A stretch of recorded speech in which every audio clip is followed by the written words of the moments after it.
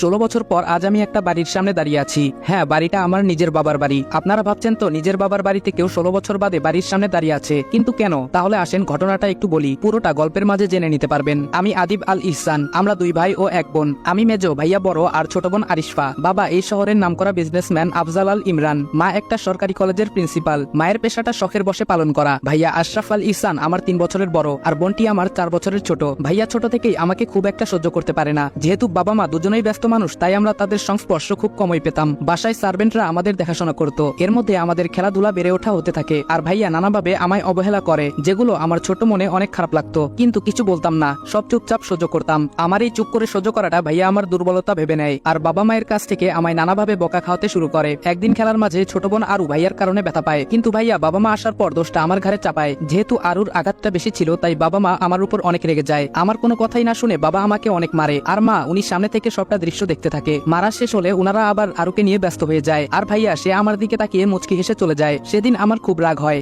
রাগ করে বাসা থেকে বেরিয়ে যাই। আর আজকে আবার 16 বছর পর বাড়ির সদর দরজার সামনে দাঁড়িয়ে আছি, তবে বাড়ির ছেলে হিসেবে নয়। 2 মাসের জন্য এই বাড়ির একটা ঘর ভাড়া নিয়েছি, যদিও ভাড়া দিতে চাইনি, অনেক রিকোয়েস্ট করে ভাড়া নিয়েছি, কারণ আমার ছোট বোনটার বিয়ে ঠিক হয়েছে আর আমি থাকবো না তা কি করে হয়। তবে এইখানে ভাড়া নেওয়ার জন্য আরেকটা কারণও রয়েছে, সেটাই রহস্য। আমি কলিং বেল চাপতেই একজন ভদ্রমহিলা দরজা খুলে দিলেন। আমার বুঝতে বাকি রইল না ইনি আমার মা। খুব ইচ্ছে করছে মাকে জড়িয়ে ধরি, কিন্তু না, আমার ভিতরে অনেক অভিমান জমে আছে, এত সহজে তা ভুলে যাই কি করে। আমার কাজের জন্য চাইলে অন্য বাড়ি ভাড়া নিতে পারতাম, কিন্তু ছোট বোনটার জন্য বারবার মন বলছে এই বাড়িতেই থাকবো। মা বলল, কে তুমি বাবা, কাকে চাও? আমি বললাম, আমি রাজ। আসলে আন্টি মিজান সাহেব আমার জন্য এই বাড়িতে 2 মাসের জন্য একটা ঘর চেয়েছেন। মা বলল, ও আচ্ছা, ভেতরে এসো। ভেতর থেকে একটা মেয়ে বলল, খালামণি এই ছেলেটাকে? মা বলল, কে এই ছেলেটা? ও আমাদের বাড়িতে 2 মাসের জন্য থাকবে। বুঝতে পারলাম উনি আমার খালাতো বোন, ঈশিতা জামান ঈশি। ভ্রু কুচকে আমার দিকে তাকিয়ে কোথায় যেন চলে গেল। উনার পরিচয়টা একটু দিয়ে নেই, উনি আমার খালামণির মেয়ে ঈশিতা জামান। আমি যখন এই বাড়িতে ছিলাম তখন খালামণিরা আমেরিকায় ছিলেন, কখন দেশে এসেছেন কে জানে। যাই হোক, বাদ দিন, আমরা সামনে এগোই। মা বলল, আরু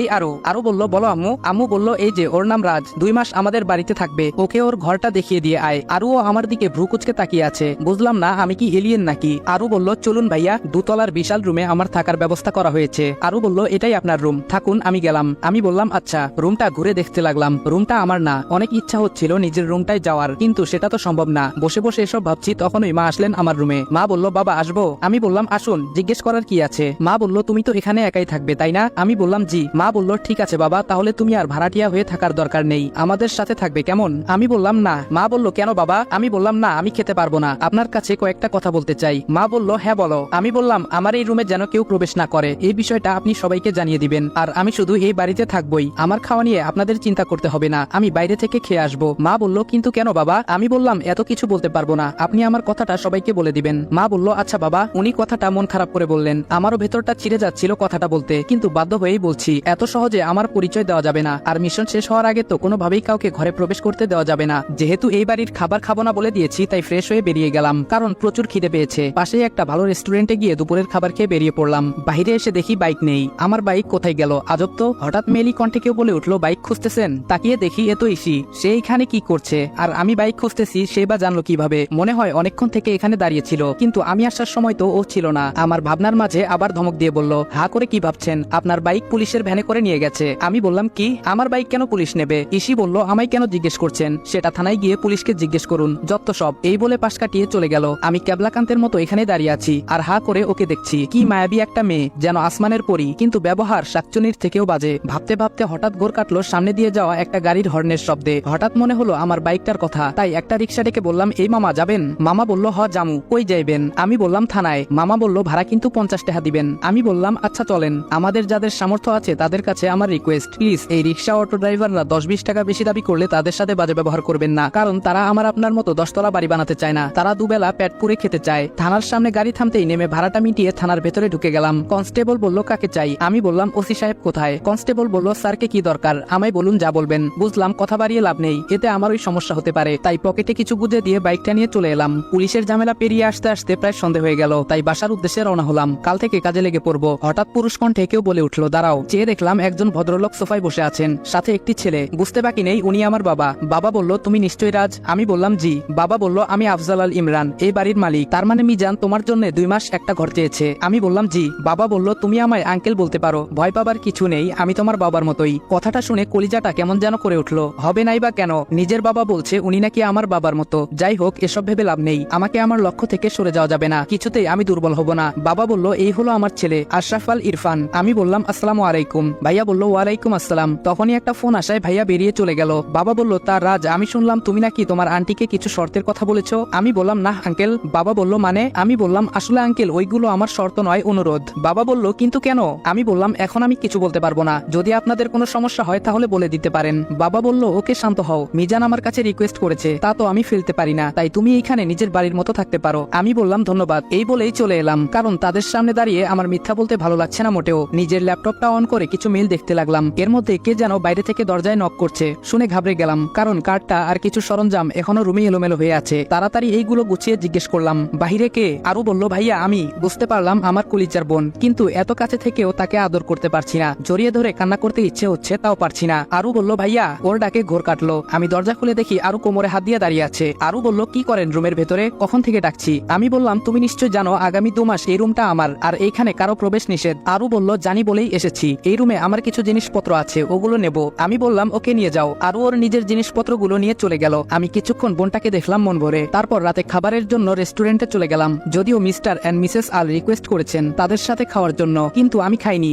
একটা ইগো কাজ করছে। পরের দিন সকালে আমি কিছু কাগজপত্র গুছিয়ে নিয়ে রওনা দিলাম ইন্টারভিউ দিতে। একটা কোম্পানির পোস্টে টিকে যাই। আমার মতো ছেলেকে দেখলে কোন কোম্পানি চাকরি দেবে না? যেমন দেখতে তেমন সব কাগজপত্র, একদম খাপে খাপ, এ যেন পূর্ব পরিকল্পনা। হ্যাঁ তাই তো, তবে এটা শুধু আপনারা জানেন, অন্য কাউকে বলবেন না। কিন্তু আমি এই অফিসে কাজ করতে লাগলাম এবং খুব অল্প দিনেই বসের খুব প্রিয় হয়ে উঠলাম, কিন্তু এই অফিসের আসল বসটাকে তা আজও জানতে পারিনি, কারণ আমি যাকে বস বলছি উনি আসলে ম্যানেজার। বস নাকি অফিসে আসেন না, আড়ালে থেকে কাজ করান, কিন্তু আমার তো বসকেই দরকার, আমার টার্গেট তো উনি। দেখতে দেখতে 1 মাস পেরিয়ে গেল। আমি আমার মিশন অনুযায়ী কাজ করতে লাগলাম। মিশনটা অনেক জটিল, যেটার ফুল ডিটেলস গল্পে দিতে গেলে গল্পই এলোপাথারি হয়ে যাবে। এই 1 মাসে আমি অনেক তথ্য ইনফরমেশন বের করেছি, যেগুলো আমার মিশনে কাজে লাগে, কিন্তু কোনোভাবে অফিসের বসের কাছে পৌঁছতে পারিনি। এমনকি জানতে পর্যন্ত পারিনি বসের নামটা কি। যিনি আমার বস অর্থাৎ ম্যানেজার, উনি নিজেও নাকি বসকে চেনে না। কি মুশকিল বলুন তো। আজ অফিস থেকে বাড়ি ফিরে দেখি বাড়ি ভর্তি মেহমান বসে আছে। বাবা মা ভাইয়া ওনাদের সাথে কথা বলছে, আপ্যায়ন করছে। মেহমানদের মধ্যে একজন পুরুষ আর একজন মহিলা, আর আমার বয়সে একটা সুদর্শন ছেলে বসে আছে। দেখে বোঝাই যাচ্ছে বিয়ের সম্বন্ধ নিয়ে কথা চলছে। তারপরেই আমার মনে হলো, আরে আমার বোনের বিয়ের কথা হচ্ছে মনে হয়, এজন্যই ওনারা এসেছেন। তাই পাশ কাটিয়ে উপরে চলে যাচ্ছিলাম, পেছন থেকে এক ভদ্রলোক বলে উঠলেন, মিস্টার আল, এই ছেলেটাকে তো চিনলাম না। বাবা আমাকে কাছে ডাকলেন।